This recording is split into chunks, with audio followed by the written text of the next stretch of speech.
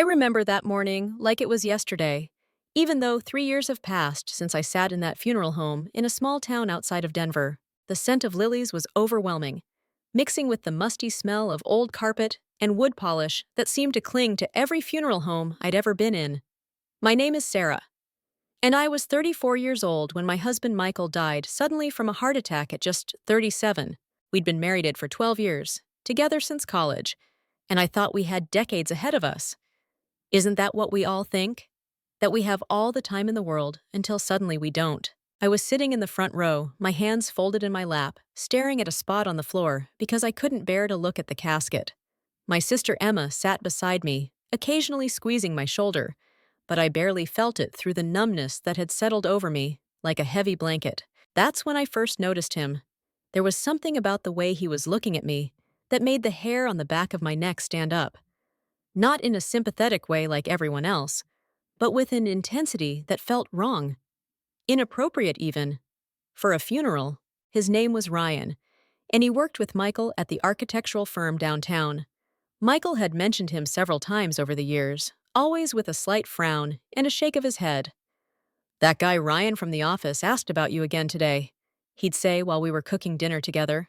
"Wanted to know if you still taught yoga on Thursdays. I don't know how he even knew you taught yoga." I'd always brushed it off, thinking Michael was being overprotective. He had a tendency to be a bit jealous, which I'd found endearing in small doses. But looking back now, I realized Michael wasn't being jealous at all. He was being protective, and I should have listened more carefully. After the service, as people filed past to offer their condolences, Ryan approached me. He was about 40, tall and lean with graying temples that might have been distinguished on someone else, but just made him look tired. "Sarah," he said, taking my hand in both of his.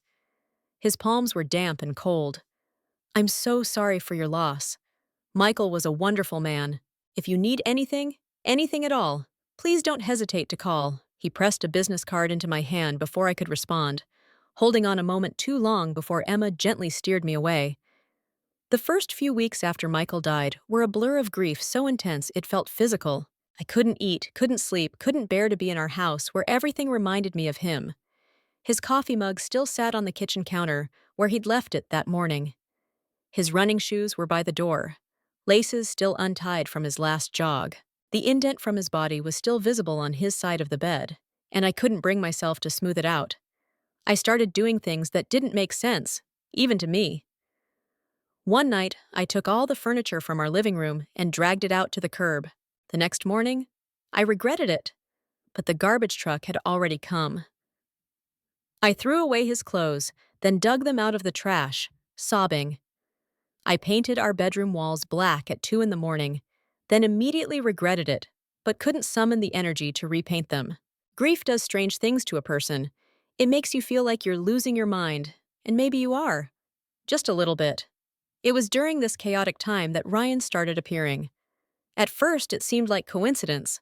I'd be at the grocery store, wandering the aisles in a daze, and there he'd be, offering to help me reach something on a high shelf.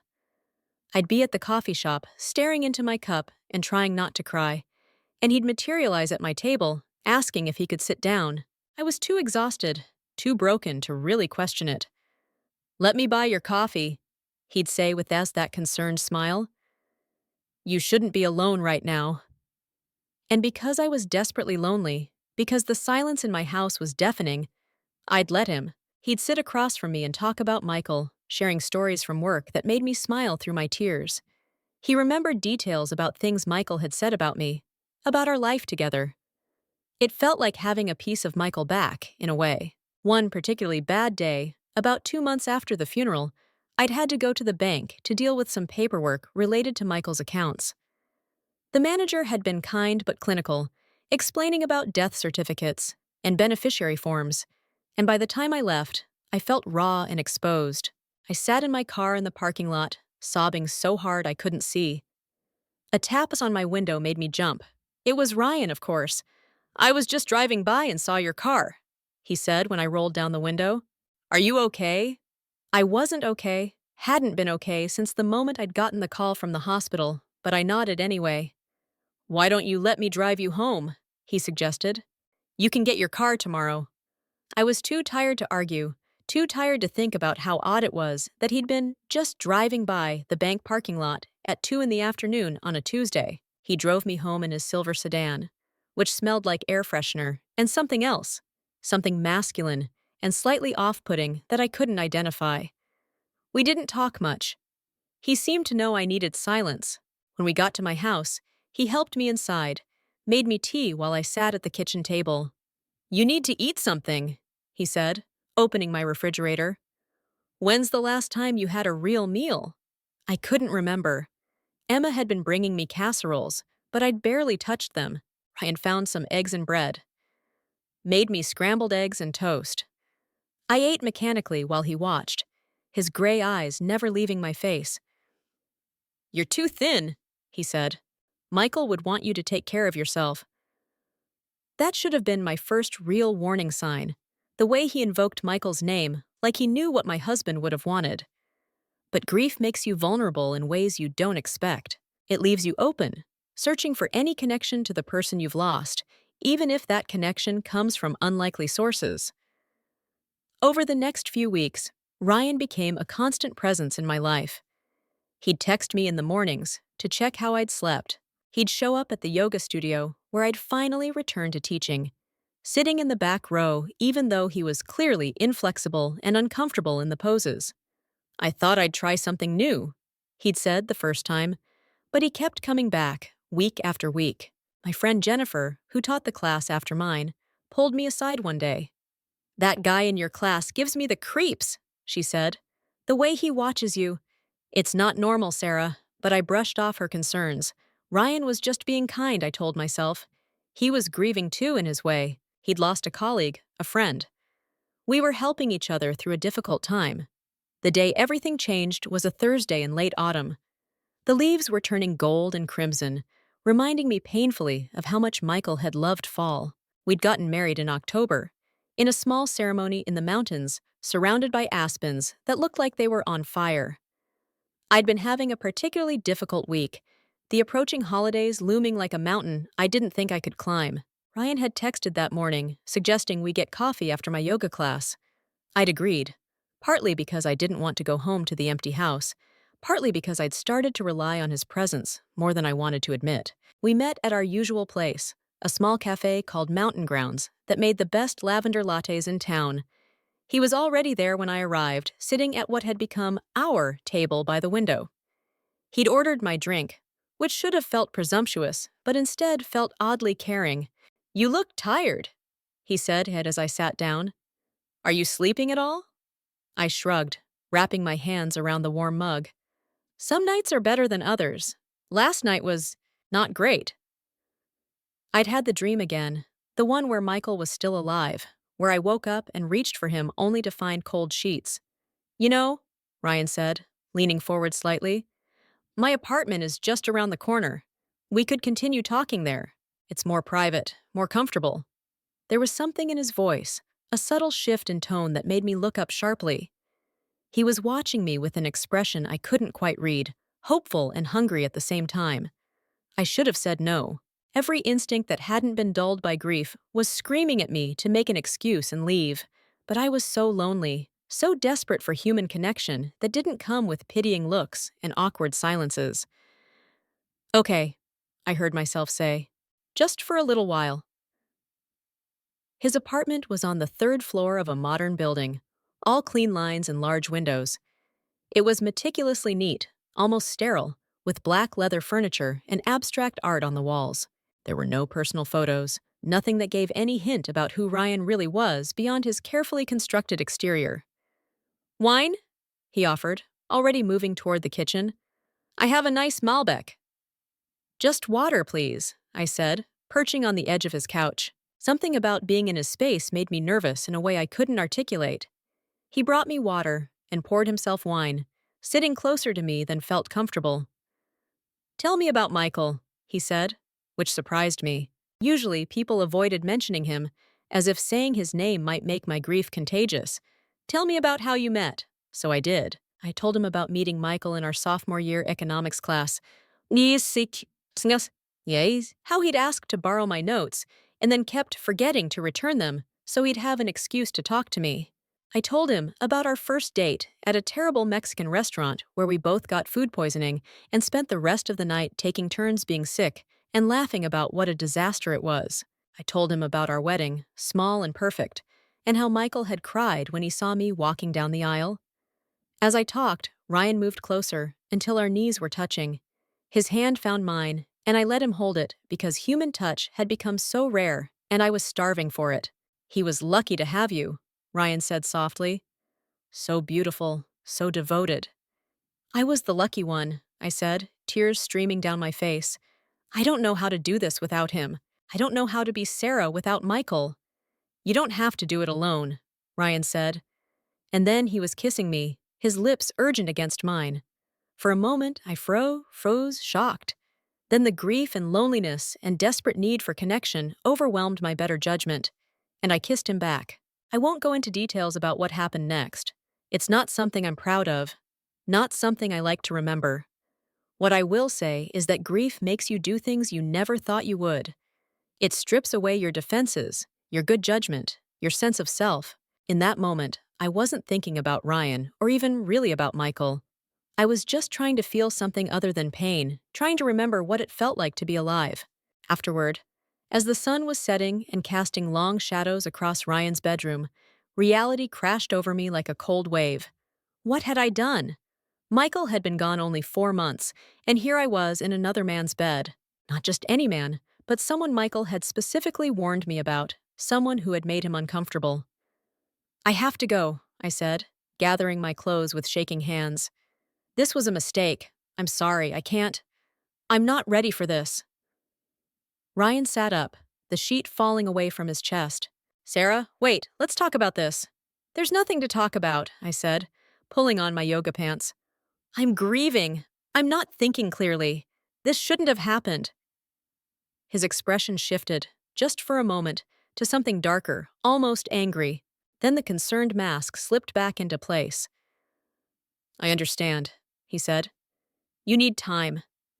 But Sarah, what we have, it's special. I've felt it for a long time. What do you mean, a long time? I paused in pulling on my shirt. He seemed to realize he'd said too much. I just mean, since I've been spending time with you these past weeks, I feel a connection. But that wasn't what he'd meant, and we both knew it. I finished dressing in silence and practically ran out of his apartment. When I got home, I locked the door and stood in the shower until the water ran cold, trying to wash away the feeling of betrayal that clung to my skin. That night, I really looked at everything that had happened since Michael's funeral with clear eyes for the first time. Every coincidental meeting, every time Ryan had appeared exactly when I was at my most vulnerable. The way he always seemed to know where I'd be. The coffee shop, the grocery store, the bank, the yoga studio. How many times had I written it off as small-town life, as random chance? I thought about Michael's warnings, how he'd mentioned that Ryan asked about me often, knew things about my schedule that Michael hadn't told him. I remembered one evening when Michael came home particularly agitated. I caught Ryan looking at photos on my desk again, he'd said. The ones from our anniversary trip. He asked if you still had that red dress. Maybe he's just lonely, I'd said at the time, not wanting to think badly of anyone. Some people are awkward about making friends. Michael had given me a long look. Just be careful around him, okay? Something about him isn't right. Now, sitting in my dark living room at 2 a.m, I realized Michael had been trying to protect me from something he sensed but couldn't quite articulate.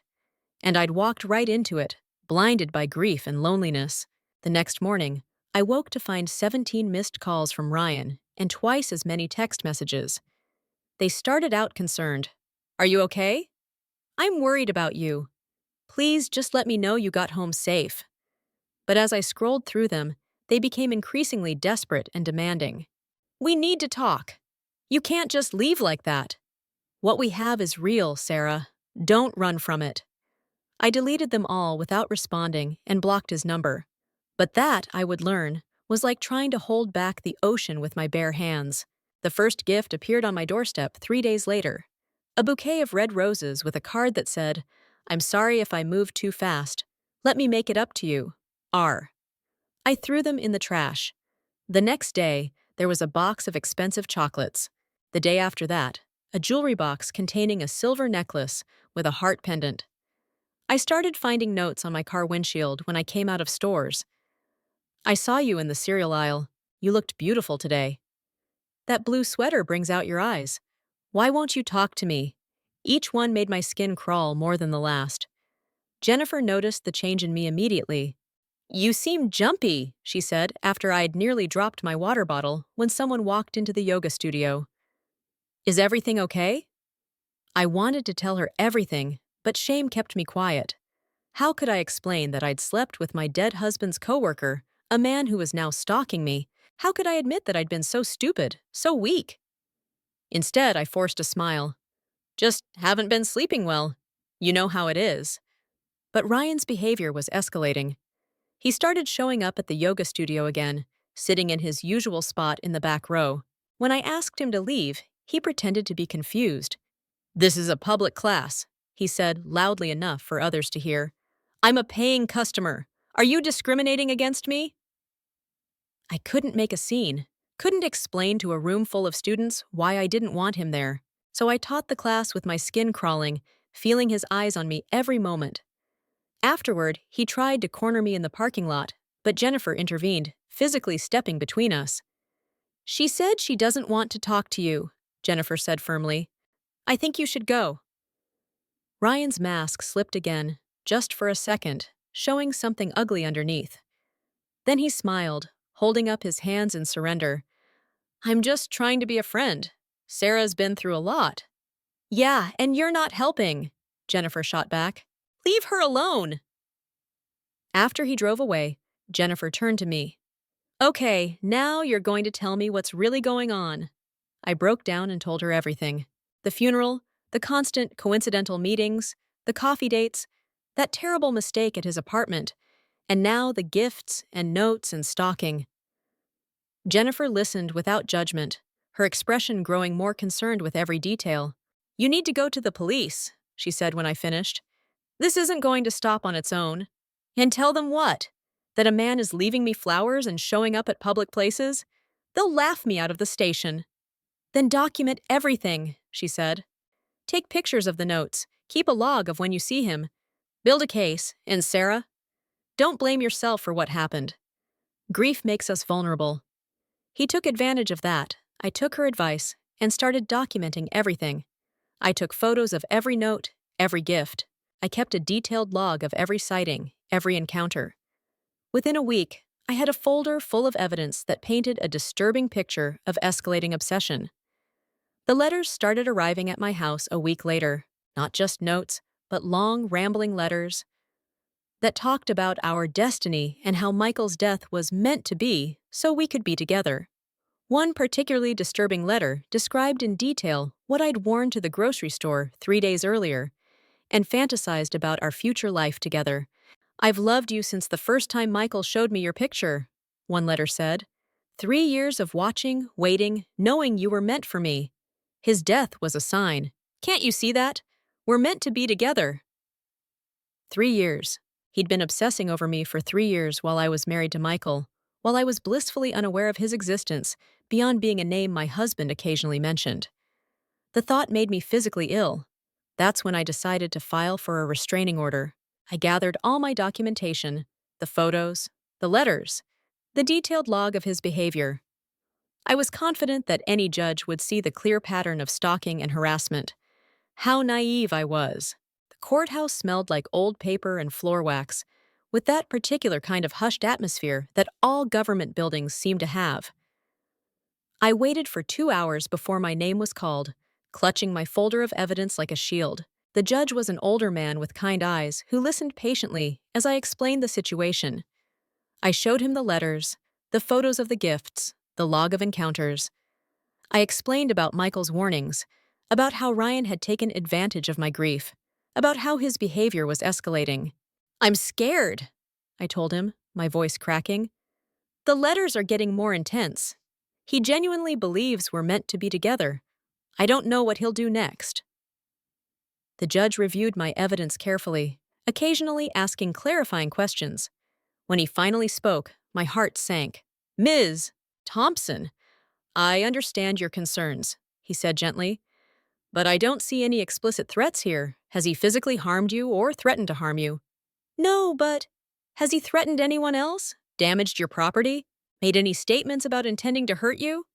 The letters talk about us being together forever, about how he's been watching me for years. Isn't that enough? I'm afraid not. The behavior you've described is certainly concerning, but without a credible threat of violence or actual violence, I can't grant a restraining order. My advice, he started, you belong, I wasn't, I grabbed, not, what's your, we need to, you've been very unfair to me. After everything I've done for you, everything I've been to you, you owe me. The door shook as he threw his weight against it. The wood groaned, but held. Stop fighting this, he screamed. We're meant to be together. I've waited so long, been so patient. But my patience has limits, Sarah. He's trying to break down the door, I sobbed into the phone. Please, please hurry. Stay calm, ma'am. Officers are 3 minutes out. 3 minutes? It might as well have been 3 hours. The door shook again, harder this time. I heard wood splintering. You think you can just use me and throw me away? Ryan's voice was completely unhinged now. I loved you. I've loved you for years, watching you with him, pretending to be his friend, when all I wanted was to be in his place. And then when I finally had my chance, you ruined it. Another impact. The door frame was cracking. I pressed myself into the corner between the toilet and the wall, making myself as small as possible. I have plans for us, Sarah. Beautiful plans. We're going to go away together, somewhere no one can find us. Somewhere you can learn to love me the way you loved him. You'll see. You'll understand eventually. Sirens. Blessed, beautiful sirens in the distance, growing louder. Ryan heard them too. No! He screamed, pounding on the door with what sounded like his fists now. No! This isn't how it's supposed to happen. The sirens were right outside now. I heard car doors slamming, shouting, the front door being kicked in. Police!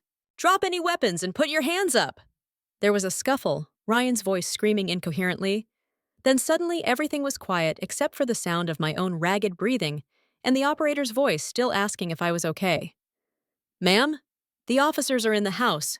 You can come out now. You're safe. I unlocked the bathroom door with numb fingers. 2 police officers were in my bedroom, their faces professional but kind. Are you Sarah Thompson? One asked. I nodded, unable to speak. He's in custody, the officer said gently. You're safe now, but we need to ask you some questions, and we'll need to get you checked out by the paramedics. Make sure you're not hurt. I wasn't hurt, not physically. But as I sat in the back of the ambulance, a blanket around my shoulders despite not being cold, I felt broken in ways I couldn't articulate. The police searched Ryan's car and found what they called a kit. Zip ties, duct tape, ropey, and a hunting knife. They also found a notebook filled with detailed observations about my daily routine, photos of me taken without my knowledge, and pages of rambling text about our future together. He's been planning this for a while, the detective told me later at the station. The notebook goes back months. You're very lucky you called when you did. Lucky? I didn't feel lucky. I felt hollowed out, traumatized, angry at a system that had failed to protect me until it was almost too late. Ryan was charged with breaking and entering, attempted kidnapping, stalking, and possession of weapons with intent to harm. His lawyer tried to argue that it was a mental health issue, that Ryan had snapped after being rejected, but the prosecutor had my folder of evidence, the notebook, and the kit he'd brought with him. The trial was a blur of testimony and evidence. I had to sit in the same room as him, had to see him staring at me with those gray eyes that still held a disturbing mix of love and rage. Even in handcuffs, even facing serious prison time, he seemed to believe we were meant to be together. During my testimony, I talked about Michael's warnings, about the escalating harassment, about my failed attempt to get a restraining order. I showed them the letters where he talked about watching me for 3 years, waiting for his chance. The prosecutor presented evidence that Ryan had researched Michael's heart condition online, though they couldn't prove he'd done anything to cause the heart attack. That thought still haunts me sometimes. Did Michael's stress about Ryan contribute to his heart problems? Was his death really natural? Or did Ryan somehow— No, I can't go down that path. That way lies madness. Ryan was sentenced to 10 years in prison. 10 years. It seemed both too long and not nearly long enough. As they led him away, he turned to look at me one last time. "I'll wait for you," he said clearly.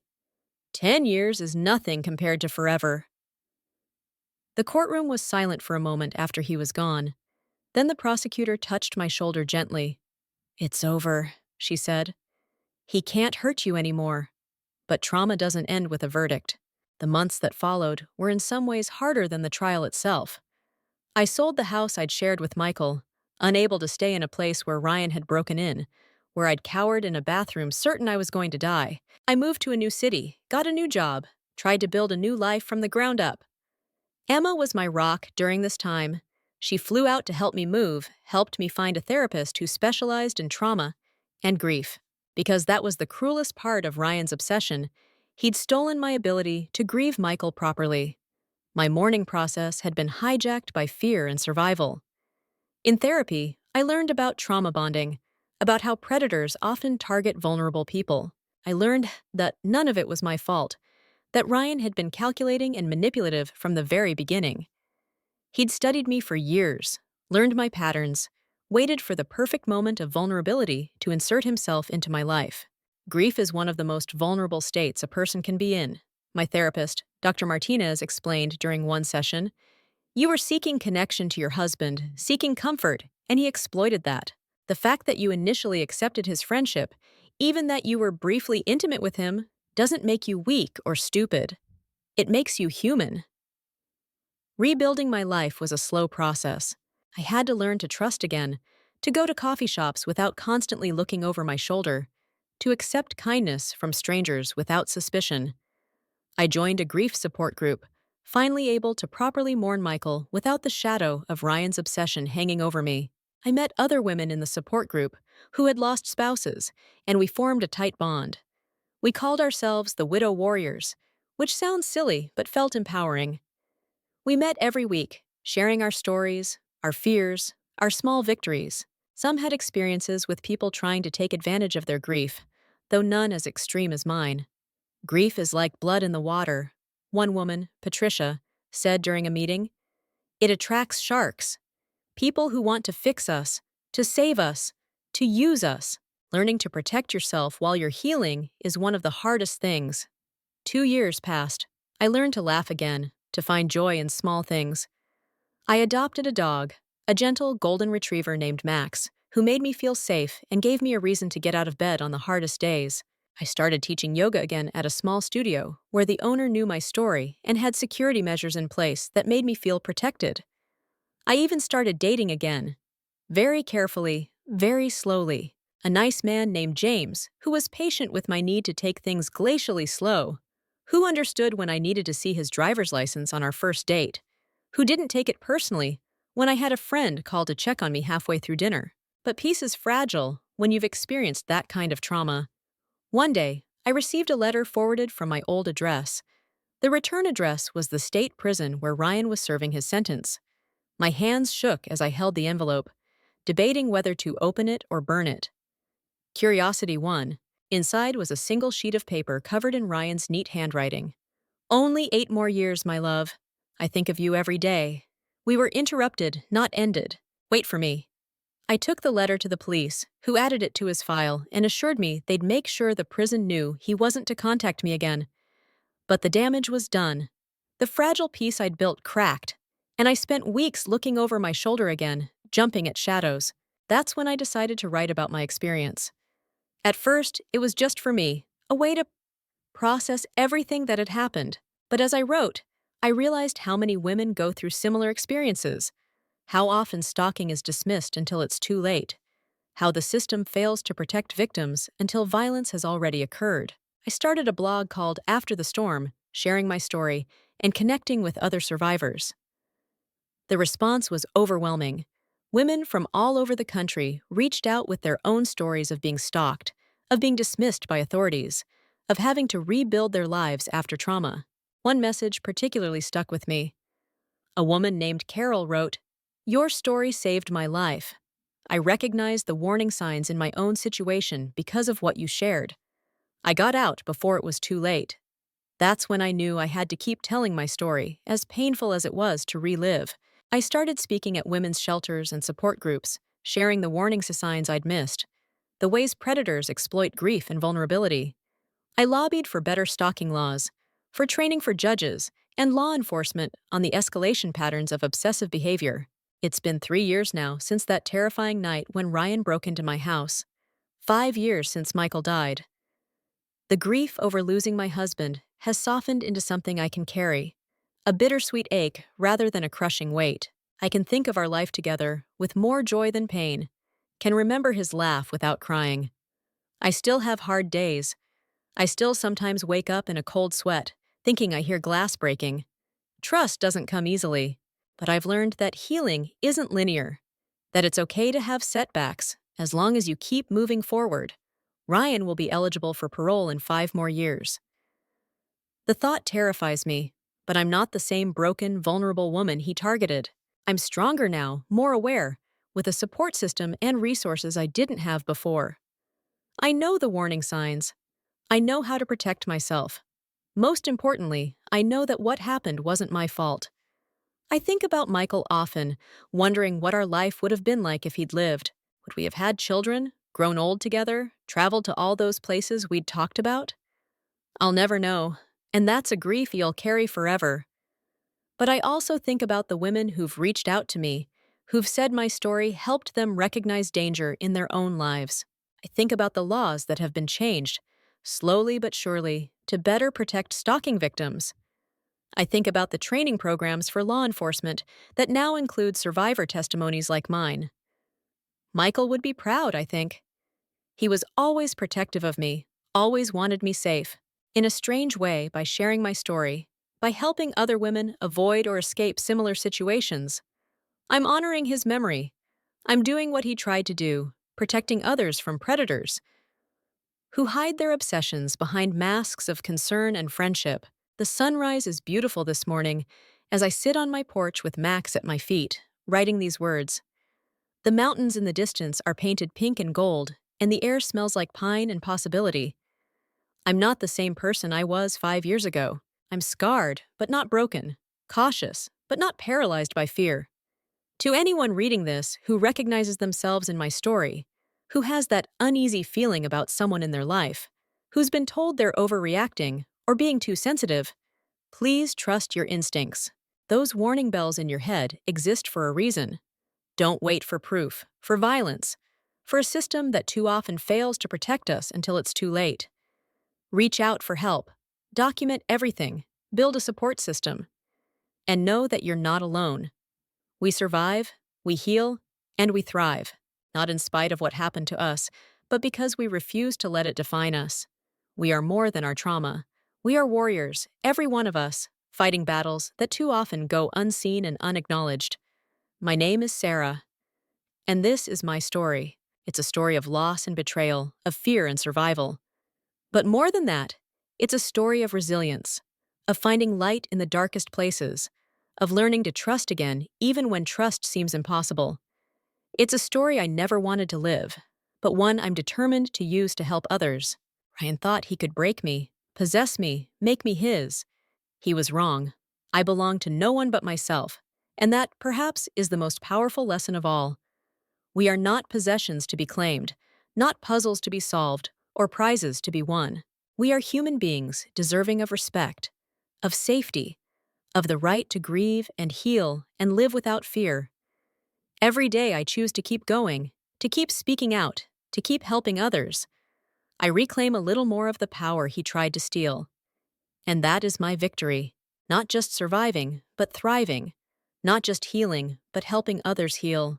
Not just finding my voice, but using it to amplify the voices of others who are still trapped in silence.